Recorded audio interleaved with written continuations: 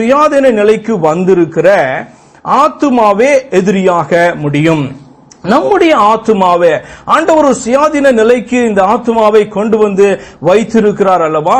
இந்த ஆத்துமாவே பார்த்தீர்கள் என்று சொன்னால் இந்த ஆத்துமாவுக்கு எதிரியாக முடியும். எப்பொழுது தெரியுமா? கிறிஸ்துவை மறைக்கும் பொழுது. போன செய்தியில நம்ம பார்த்தோம், கிறிஸ்து என்கிற ஒரே புருஷனுக்கு நான் ஒப்பு கொடுத்திருக்கிறேன் என்று சொல்லி நம்முடைய ஆத்துமாவை குறித்து அல்லது சபையை குறித்து விசுவாசிகளை குறித்து பவுல் அப்போஸ்தலன் சொல்லிவிட்டு, ஆனாலும் கூட கிறிஸ்துவை பற்றின உண்மை நின்று உங்களுடைய மனம் கெடுக்கப்படுமோ என்று நான் பயந்திருக்கிறேன் என்று சொல்லி அவர் சொல்லுகிறார். காரணம் என்ன?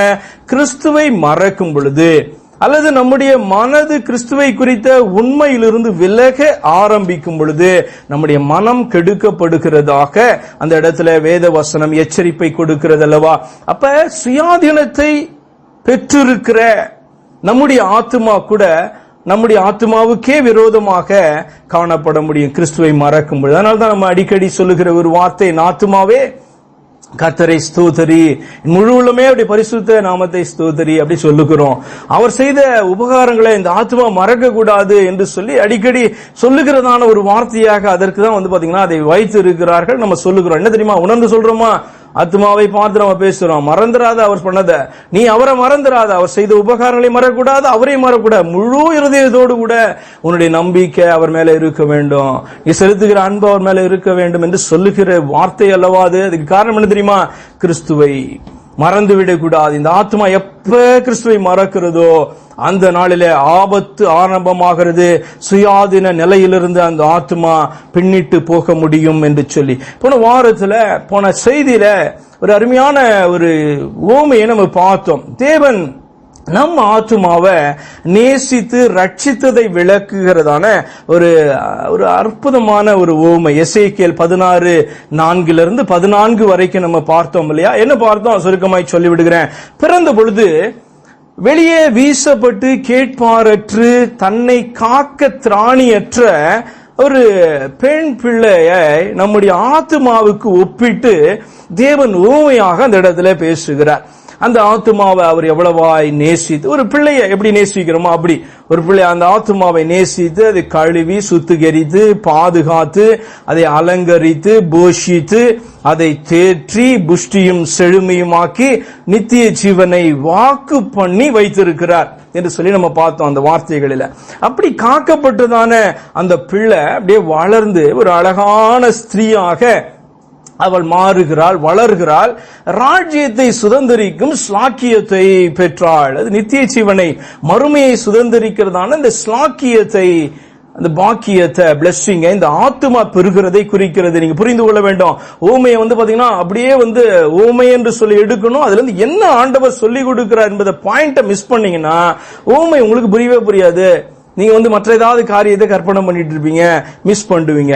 அப்ப ஆண்டவர் அவ்வளவு அழகாக ஒரு ஆத்துமாவை குறித்து பேசுகிறார். வளர்ந்து ராஜ்யத்தை சுதந்திரிக்கிறதான ஒரு ஸ்லாக்கியம் அதற்கு உண்டாயிற்று. அதாவது நம்ம ஆத்துமா பரலோக ராஜ்யத்தை சுதந்திரிக்கும் ஸ்லாக்கியம் கிறிஸ்துவினாலே பெறுகிறது என்று சொல்லி பார்த்தோம். எசேக்கியேல் 16:14 மாத்திரம் வாசித்து விடுகிறேன்.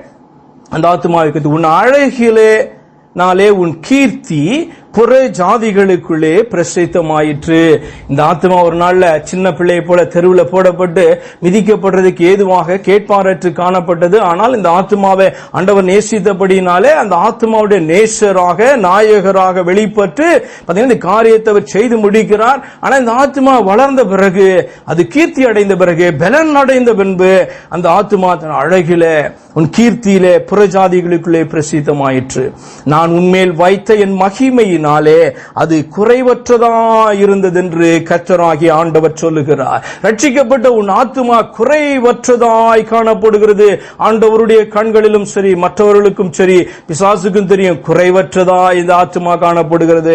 சுயாதீன நிலைக்கு ஆண்டவர் கொண்டு வந்து விட்டாரே என்று சொல்லி அவன் அறிந்து எப்போதும் பாத்தீங்கன்னா அவனுக்கு வருத்தமா இருக்கும். உங்க ஆத்துமா மேலதான் கண்ணா இருக்கும். எப்படி இதை பட்சித்து போடலாம், திரும்பவும் எப்படி இதை பழைய நிலைக்கு கொண்டு போகலாம், எப்படி இந்த சுயாதீன நிலையிலிருந்து இதை தள்ளிவிடலாம் என்று சொல்லி அவன் கண்ணும் கருத்துமா அது மேல இருப்பான். ஆண்டவரோ காக்கும்படியாய் நம்மோடு கூட இருக்கிறார்.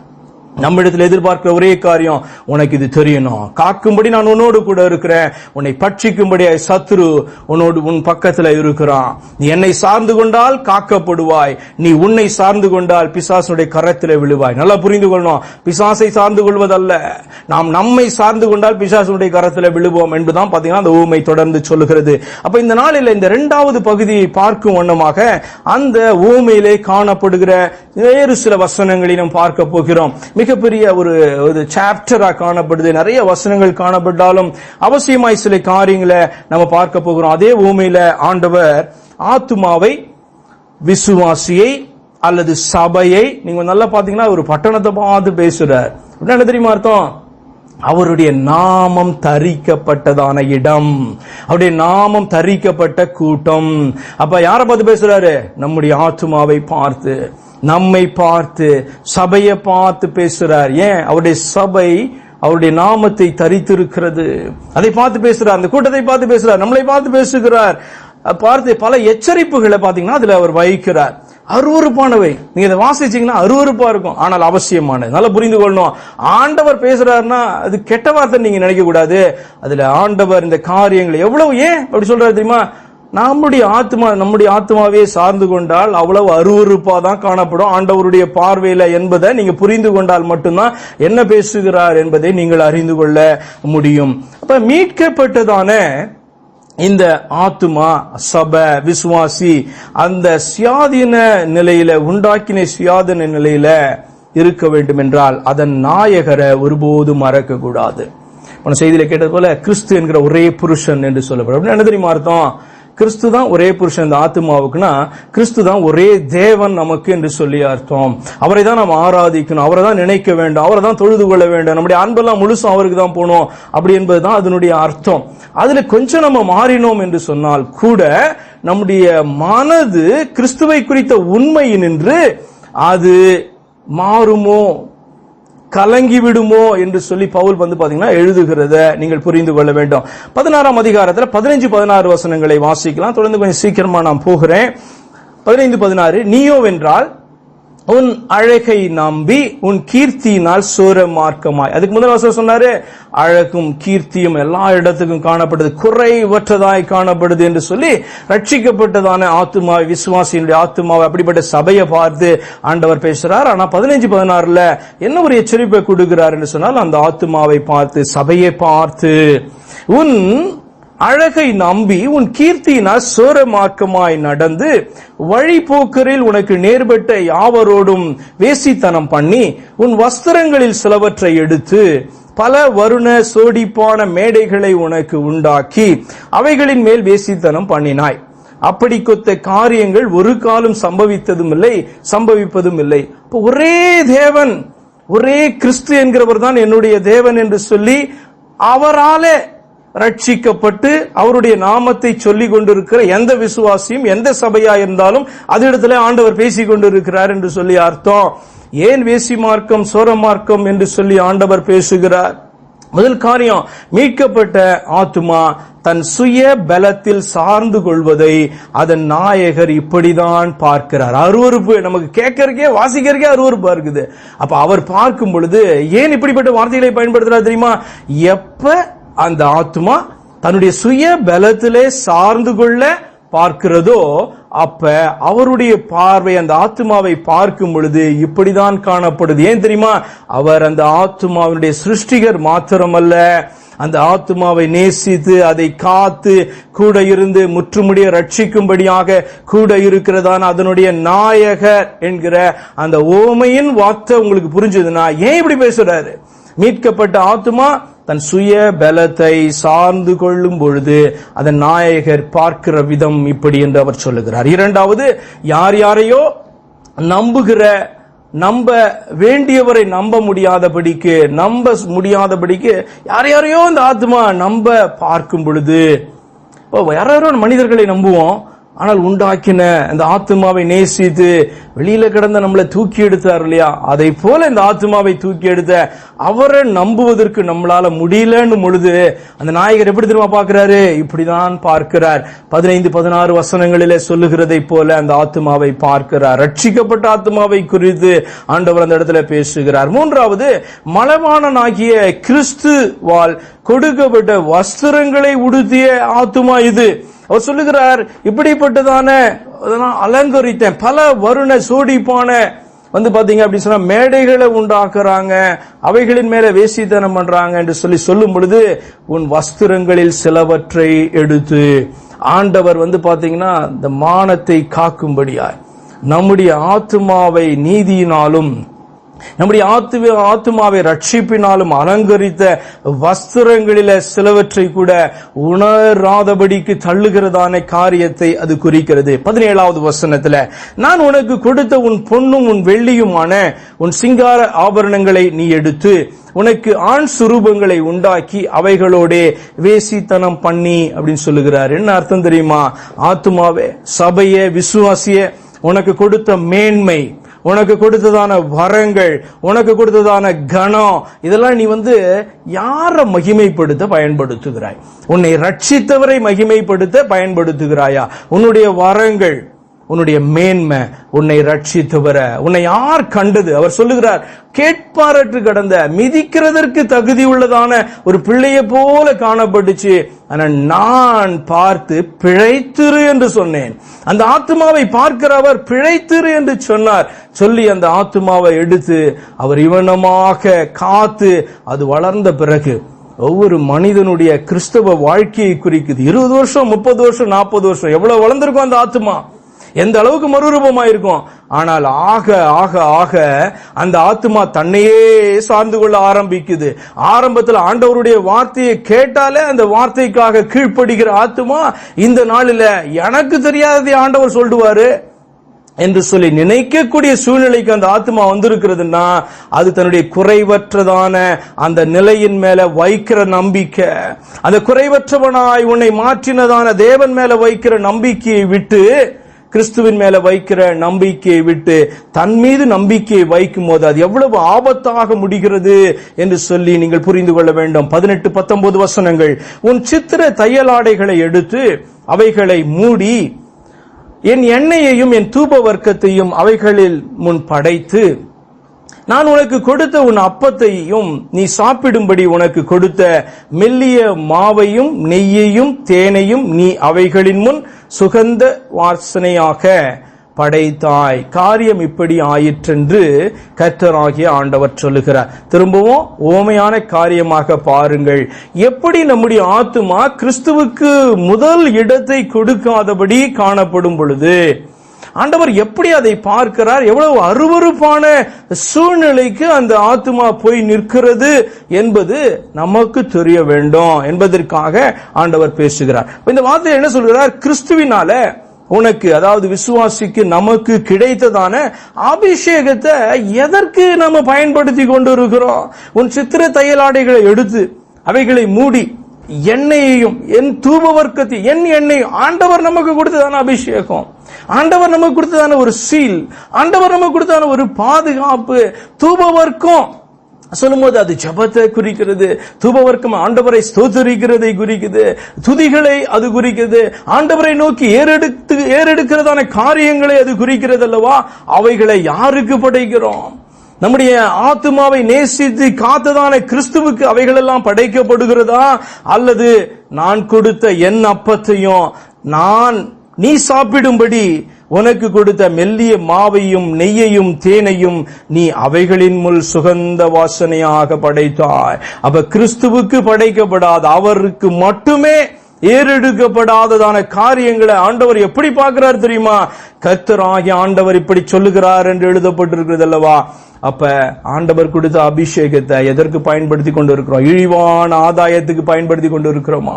ஆண்டவர் கொடுத்த ஊழியத்தை இழிவான காரியங்களுக்கு பயன்படுத்தி கொண்டு இருக்கோமா? என்னை மாத்திரமல்ல உங்களையும் ஒரு ஆசாரியனாக வல்லவா, ராஜாக்களாக அல்லவா, பரிசுத்த ஜாதியாக அல்லவா, ஆச்சரியமான ஒளிக்கல்லவா அழைத்திருக்கிறார். எப்படியாக உங்களுடைய ஆராதனை காணப்படுது? ஆராதிக்கும் உங்களுடைய இருதயத்தில் யார் காணப்படுறா? இந்த கிறிஸ்து காணப்படுறாரா? இந்த ரட்சகர் காணப்படுறாரா? அப்படி இல்லை என்று சொன்னால் உங்களை ரட்சித்ததான ஆண்டவர் இப்படிதான் பார்க்கிறார், இந்த வசனங்களின் படிதான் உங்களை பார்க்கிறார் என்பதை புரிந்து கொண்டா எவ்வளவு சீரியஸான காரியத்தை நான் பேசிக் கொண்டிருக்கிறேன். அல்லது ஆண்டவர் ஏன் உன்னுடைய சுயாதீனத்தில் நிலை கொண்டிருக்க வேண்டும் என்று சொல்லி எச்சரிப்பை விசுவாசிகளை பார்த்து, அவருடைய நாமம் தரிக்கப்பட்டதான ஜனத்தை பார்த்து பேசுகிறார் என்பதை நீங்கள் புரிந்து கொள்வீர்கள். 20வது வசனம், நீ எனக்கு பெற்ற உன் குமாரரையும் உன் குமாரத்திகளையும் எடுத்து அவர்களை அவைகளுக்கு இரையாக பலியிட்டாய். யோசித்து பாருங்க, கிறிஸ்துவை அறிவித்து கிறிஸ்துவை காண்பித்து அப்படித்தானே கொண்டு வருகிறோம். எப்படி நம்முடைய பிள்ளைகளை பெற்று என்ன தெரியுமா? சபை எப்படி தன்னுடைய பிள்ளைகளை பெறுகிறது? ஒரு ஊழியக்காரன் எப்படி பிள்ளைகளை பெறுகிறான் தெரியுமா? பவுல் சொல்லுகிறார், நான் உங்களிடத்திலே கிறிஸ்து உருவாக்கும் அளவும் கர்ப்ப வேதனைப்பட்டேன். ஒரு சுவிசேஷத்தை அறிவித்து திரும்பவும் அதற்கு தண்ணீர் பாய்ச்சி எவ்வளவோ முயற்சி செய்து அவர்களை கொண்டு வருகிறார்கள் அல்லவா, அவர்கள் தான் விசுவாசிகள். அவர்கள் ஆண்டவரை ஏற்றுக்கொள்ளும் போது அவர்கள் சபையிலே சேர்க்கப்படுகிறார்கள். அவர்கள் தான் பிள்ளைகள் என்று சொல்லப்படுகிறார். இந்த இடத்துல ஆண்டவர் ஊமையாக சொல்லுகிறார், நீ எனக்கு பெற்ற குமாரரையும் குமாரத்தையும் எடுத்து அவர்களை அவைகளுக்கு இரையாக்கினார். கிறிஸ்துவை காண்பித்து சுவிசேஷத்துல கொண்டு வருகிறதான அவர்களை யாருக்கு இரையாக்குகிறோம்? சபைக்குள்ள வந்த பிறகு கிறிஸ்துவை ஆராதிக்க சொல்லிக் கொடுக்கிறோமா, அல்லது எந்த தெய்வத்தை ஆராதிக்க சொல்லிக் கொடுக்கிறோம்? வேற ஏதேதோ பெயர்கள் எல்லாம் வைத்து நீ இவைகளை ஆராதிக்க வேண்டும் என்று சொல்லும் பொழுது ஆண்டவர் அதை அருவருப்பா பார்க்கிறார். ஏன் பிள்ளை அது? இந்த ஆத்துமாக்கள் என்னுடையது. நான் அவர்களிடத்தில் அன்பு செலுத்தினபடினால் நீ விசுவிசேஷம் சொல்லும் போது நான் அவர்களிடத்தில் இடைப்பட்டு அவர்களை விடுதலையாக்கி கொண்டு வந்தேன். அது என்னுடைய பிள்ளை, உன்னுடைய பிள்ளை அல்ல. அவைகள் உன்னுடைய ஆத்துமா அல்ல, அது என்னுடைய ஆத்துமா. அதனால ஆண்டவர் சொல்றார், என் குமாரரை நீ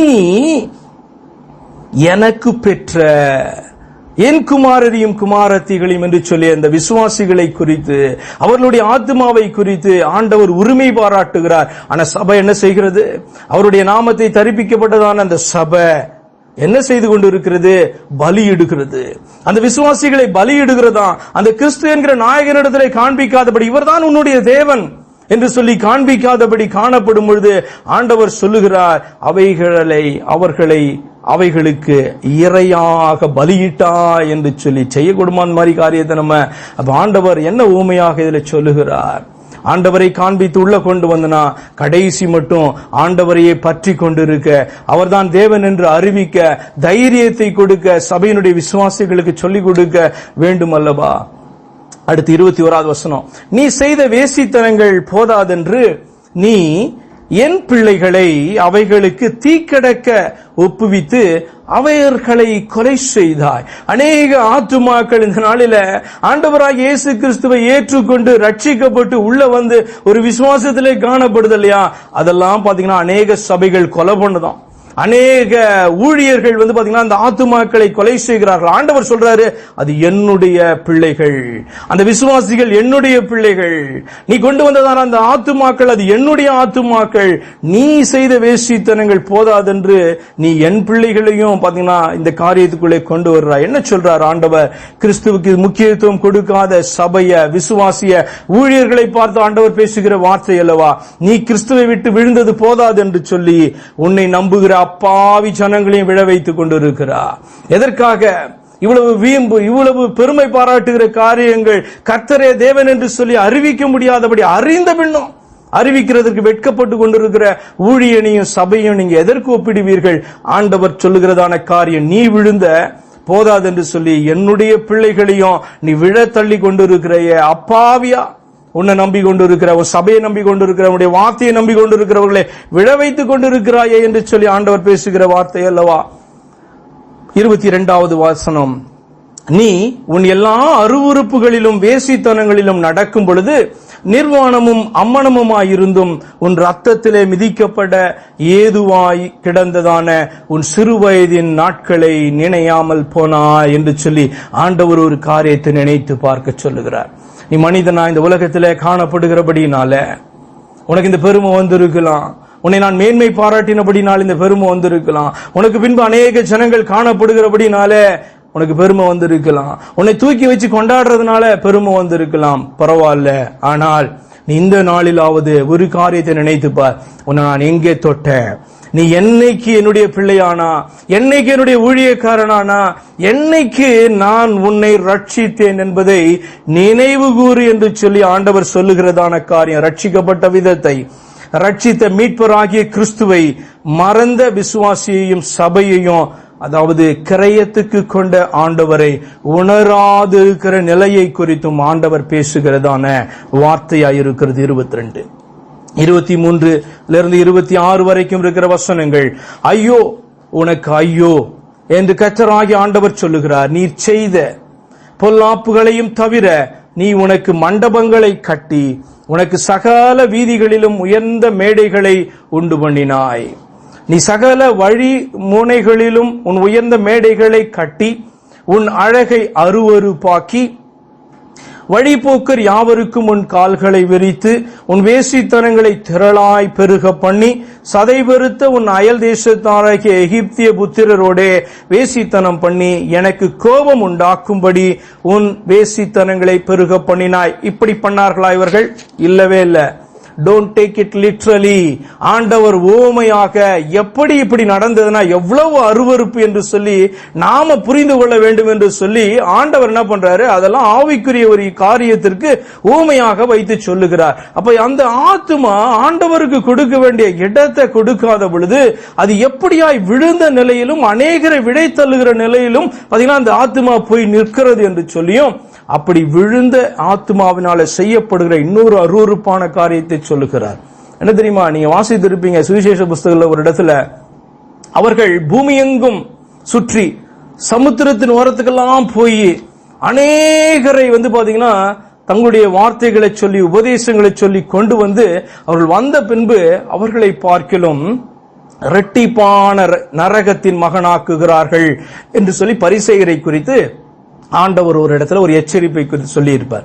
யோசித்து பாருங்க, விழுந்து போன மனுஷன் செய்கிறதான ஊழியம், ஆண்டவரை தள்ளி நிறுத்திவிட்டு அவன் செய்கிறதான ஊழியம் எவ்வளவு பாதிப்பை தெரியுமா உண்டு பண்ணும்? அநேகரை கிறிஸ்துவுக்குள் கொண்டு வருகிறேன் என்கிற பெயரிலே கொண்டு வந்து செய்கிற காரியத்தை சுட்டி காண்பிக்கிறது. வீதி வீதியாக ஆவிக்குரிய சபை என்கிற பெயர்ல வீதிக்கு வீதி சபை, பில்டிங்க்கு பில்டிங்க்கு பாத்தீங்கன்னா சபை, ஆராதிக்கிற என்கிற பெயரில் கேடுகெட்டதான விக்கிரக ஆராதனை. ஏன் அப்படி சொல்லுகிறேன்? நாயகரை அறியாத ஆத்துமாவின் வழிபாடுகள் அத்தனையும் ரட்சிப்பை கேலி கூத்தாக்குகிறதான காரியம். இந்த ஆத்துமாவை யார் ரட்சித்தா? இந்த ஆத்துமாவுடைய நாயகன் யாரு? அதனால்தான் பவுல் சொல்லுகிறார் அந்த வார்த்தையை உணரணும் நீ என்கிறதற்காக தான் சொல்லுகிறார். கிறிஸ்து ஒரே புருஷனுக்கு நான் உங்களை ஒப்பு கொடுத்திருக்கிறபடினாலே. ஆனாலும் ஆதியில எப்படி ஏவாள் வஞ்சிக்கப்பட்டால் அப்படி கிறிஸ்துவை பற்றின உண்மை நின்று உங்கள் ஆத்துமா உங்களுடைய மனம் கெடுக்கப்படுமோ என்று, கற்பழிக்கப்படுமோ என்று, அதான் வார்த்தையினுடைய அர்த்தம். அப்ப ஒரு கற்புள்ள ஸ்திரீ எப்படி தன் கற்பை இழக்க முடியும் அவள் தன்னை ஒப்பு கொடுக்கும் பொழுது என்று சொல்லி இந்த இடத்துல நம்ம வாசிக்கிறோம். என்ன சொல்ற, ஒரே புருஷன் கிறிஸ்து தான், ஒரே தேவன் உனக்கு கிறிஸ்து தான், அவரை அன்றி உன்னுடைய ஆத்துமா உன்னுடைய மனம் வேற யாரை தேடினாலும் அதை எதற்கு திரும்ப ஒப்புடுறாரு? மனம் கெடுக்கப்படுமோ என்று சொல்லி பயந்து இருக்கிற, வஞ்சிக்கப்பட்டு விடுமோ என்று சொல்லி பயந்து இருக்கிற. அப்ப ஆவிக்குரிய சபைன்னு சொல்லிக்கலாம், கிறிஸ்துவனுடைய பெயரை சபை வைத்துக் கொண்டிருக்கலாம், வீதிக்கு வீதி சபைகள் ஆரம்பிக்கலாம், ஆயிரக்கணக்கான சபைகளை நம்முடைய சபையினுடைய பெயரிலே நம்ம ஆரம்பிக்கலாம். ஆனால் நாயகரை அறியாத சபையாக, நாயகரை தொழுது கொள்ளாத, நாயகர் சொன்ன கிறிஸ்து ரட்சித்தவர் என்று சொல்லி அர்த்தம், அவரை அறியாத சபையாக அது இருக்கும் என்று சொன்னால் அது அருவருப்பானதான விக்கிரக ஆராதனையாக ஆண்டவர் பார்க்கிறார், மீட்டவர் பார்க்கிறார். ரட்சிப்ப கேலி கூத்தாகுகிற காரியங்கள் பல இந்த நாளில் நடந்து கொண்டிருக்கிறது அல்லவா? சொன்னா கேட்க மாட்டேன்றாங்க. ஆண்டவர் பாத்தீங்கன்னா சொல்லுகிற இந்த ஊமையை புரிந்து கொண்டீங்க அப்படின்னு சொன்னா நம்ம கொஞ்சம் ஜாக்கிரதையா இருப்போம் அல்லவா? அடுத்து கர்த்தர் கொடுக்கிற சிக்ஷை 27வது வசனத்தில் சொல்லப்பட்டிருக்கு பாருங்க. ஆதலால் இதோ நான் என் கையை உனக்கு விரோதமாக நீட்டி உனக்கு நியமித்த போஜனத்தை குறிக்கி உன் முறைகேடான மார்க்கத்தை குறித்து வெட்கப்பட்ட உன் பகையாளிகளாகிய பெலிஸ்தருடைய குமாரத்திகளின் இச்சைக்கு உன்னை ஒப்பு கொடுத்தாய். பாருங்க, சிக்ஷையான சில காரியங்களை குறித்து ஆண்டவர் பேசுகிறார். தொடர்ந்து சிக்ஷிக்கப்பட்டாலும் உணராத, எத்தனை முறை சத்தியத்தை சொன்னாலும் முன்னாடி எல்லாம் கேட்டிருப்பாங்க, ஆரம்பத்துல உடனே கேட்டிருப்பாங்க. ஆனா இந்த நாளில சத்தியத்தை சொன்னா கேட்க மாட்டாங்க. ஏன்னா அவர்களே தாங்களே சத்தியம் என்று சொல்லி நினைக்கிற நிலைக்கு ஆத்மா பாத்தீங்கன்னா குறைவற்றதாய் வளர்ந்து இருக்குது. இல்ல பைபிள் படிக்க மாட்டாங்க, இப்ப ஜெபம் பண்ண மாட்டாங்க, ஆண்டவருடைய வார்த்தையை தியானிச்சு என்ன பண்ண மாட்டாங்க, சொல்லிக் கொடுக்க மாட்டாங்க. முன்னாடி இருந்தது எல்லாம் மாறி இருக்கும். ஏன்னா ஆண்டவர் கொடுத்த வரங்களும் இவைகளும் கிரியை செய்ய ஆரம்பிக்கும் பொழுது, மேன்மைப்படுத்தின பொழுது பாத்தீங்கன்னா ஆண்டவரை மறந்த நிலையிலே காணப்படும்போது ஆண்டவர் அதெல்லாம் அருவருப்பாக பார்க்கிறார். அப்ப 16:28 32 வரைக்கும் காணப்படுகிறதான வார்த்தைகளில் ஆண்டவர் சொல்லுகிறதை பாருங்க. நீ திருப்தி அடையாததினால் அசீரிய புத்திரரோடு வேசித்தனம் பண்ணினாய், அவர்களோட வேசித்தனம் பண்ணி நீ திருப்தி அடையவில்லை. நீ கானான் தேசத்திலே செய்த வேசித்தனத்தை கல்தேயர் மட்டும் எட்டச் செய்தாய், அதனாலும் நீ திருப்தி அடையாமற் போனாய்.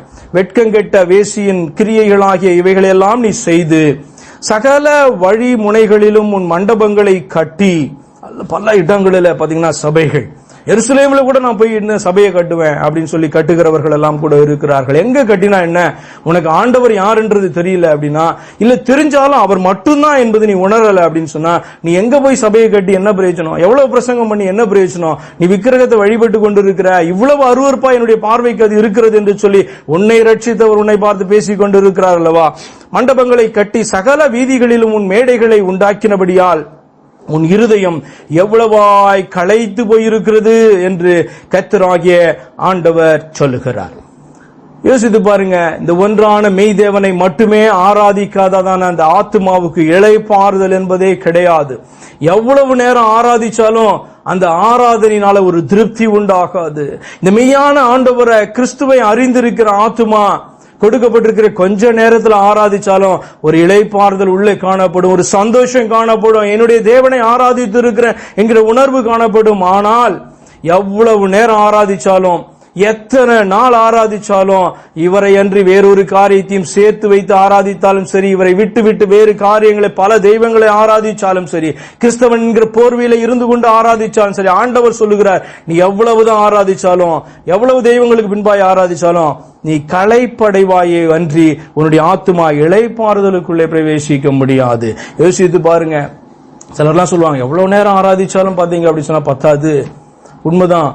ஆனாலும் ஆண்டவராகிய இயேசு கிறிஸ்துவை ஆராதிக்கிறவர்களா இருந்தீங்க அப்படின்னு சொன்னா உங்களுடைய ஆத்துமா இளைப்பாறுதலுக்குள்ள ஆராதிக்கும் போது ஒரு சந்தோஷம் உங்களுக்கு காணப்படும். மெய் தேவனை ஆராதித்து இருக்கிறேன் என்கிறதான சந்தோஷம் காணப்படும். உன் இருதயம் எவ்வளவாய் களைத்து போயிருக்கிறது என்று சொல்லி கர்த்தராகிய ஆண்டவர் என்ன வார்த்தை பயன்படுத்த, திருப்தி அடையல, திருப்தி அடையல உன்னுடைய ஆத்துமா என்று சொல்லி ஆண்டவர் சொல்லுகிறார். நீ பணயத்தை அலட்சியம் பண்ணுகிறதுனாலே நீ வேசியை போல் இராமல் தன் புருஷனுக்கு பதிலாக அந்நியரை சேர்த்துக் கொள்கிற விபச்சார ஸ்திரீயை போல இருக்கிறாய் என்று சொல்லி ஆத்மாவை இன்னும் இதை விட கடினமா ஆத்மாவை எப்படி திட்ட முடியும்? அந்நிய தெய்வங்கள் கிறிஸ்தவ ஆராதனைக்குள் வந்திருக்கிறதை குறித்து ஆண்டவர் பேசிக் கொண்டிருக்கிறார். ஒரு வேசி என்பவள் பணத்துக்காக வேசித்தனம் பண்ணுவான், அது அவளுடைய தொழிலாய் காணப்படும். ஆனால் ஆண்டவர் அவளை காட்டில நீ மோசம் என்று சொல்லி ஆண்டவரை குறித்து சொல்றாருன்னா, நீ பணயத்துக்காக கூட இந்த காரியத்தை பண்ணல, நீ பண்ணுகிறதற்கான காரணம் வேற. இன்னைக்கு அநேகர் இயேசு கிறிஸ்துவை தள்ளுகிற காரணம் என்ன தெரியுமா? வேற அஜெண்டா. அவரை தள்ளினார்கள் என்று சொன்னால், இல்லது அவரை வெட்கப்படாமல் அறிவித்தார்கள் என்று சொன்னால் அவர்கள் ஒதுக்கப்படுவார்கள் என்கிற பயம் அநேக ஊழியக்காரர்களுக்கு, சத்தியத்தை அறிந்த ஊழியக்காரர்களுக்கு கூட இருக்கிறதான காரணம் என்ன தெரியுமா? அவரை காட்டிலும் வேற அவங்களுக்கு முக்கியமா இருக்கு, இந்த உலகத்தின் காரியம் முக்கியமா இருக்குது, அவருடைய பெருமை முக்கியமா இருக்கிறது, அவர்களுடைய கனம், ஆண்டவர் கொடுத்ததான மகிமை அது ரொம்ப பெருசா தெரியுது, ஆனா ஆண்டவர் ரொம்ப சின்னவர் ஆயிட்டாரு. அப்படி இருக்கும்போது ஆண்டவர் சொல்றாரு, பணயத்துக்கு வேசித்தனம் பண்ற வேசி காட்டிலும் நீ மோசமானவள் என்று சொல்லி ஆத்மாவை குறித்து ஆண்டவர் பேசுகிறார்.